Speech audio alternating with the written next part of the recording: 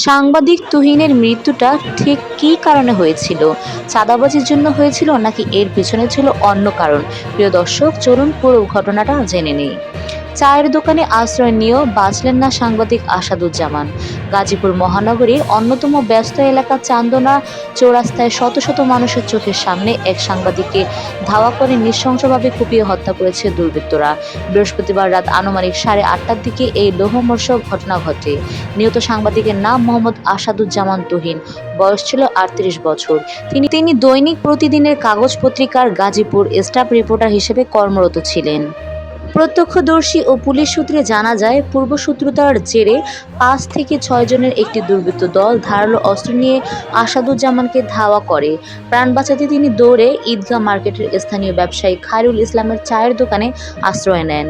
কিন্তু ঘাতকরা সেখানেও হানা দেয়। দোকানের ভেতরে ঢুকে তারা আসাদুজ্জামানকে এলোপাতাড়ি কোপাতে শুরু করে। ঘটনার একমাত্র প্রত্যক্ষদর্শী দোকান মালিক খায়রুল ইসলাম বলেন, তুহিন দৌড়ে এসে আমার দোকানে ঢোকার পরপরই 3 জন ভেতরে ঢুকে তাকে কোপাতে থাকে। বাইরে আরও 2 জন রামদা হাতে নিয়ে দাঁড়িয়েছিল। আমি বাধা দেওয়ার চেষ্টা করলে তারা আমাকেও হুমকি দেয়। তিনি আক্ষেপ করে আরও বলেন, চারপাশে অনেক লোক দাঁড়িয়ে দেখছিল, কিন্তু ভয়ে কেউ এগিয়ে আসেনি। এই ঘটনার কিছু সময় আগেও আসাদুজ্জামান সামাজিক যোগাযোগ মাধ্যমে সক্রিয় ছিলেন। মৃত্যুর মাত্র কিছুক্ষণ আগে রাত 8টার দিকে তিনি চান্দনা চৌরাস্তার যানজট ও বিশৃঙ্খলভাবে রাস্তা পারাপারের একটি ভিডিও ফেসবুকে শেয়ার করেন। এর 2 ঘন্টা আগে জয়দেবপুর রেলগেটের বেহার রাস্তা সংক্রান্ত একটি পোস্ট দিয়ে কর্তৃপক্ষের দৃষ্টি আকর্ষণের চেষ্টা করছিলেন।